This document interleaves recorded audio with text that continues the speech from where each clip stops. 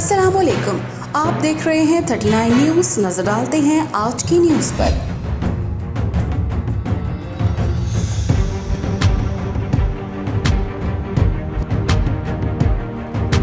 تفصیلات جانتے ہیں اپنے نمائندے سے۔